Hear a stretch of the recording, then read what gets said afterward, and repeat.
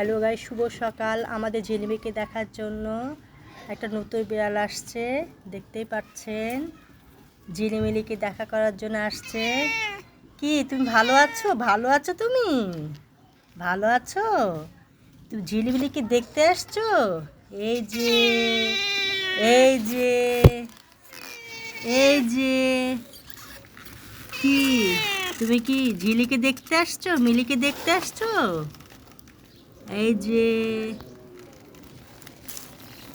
ভালো আছো তুমি?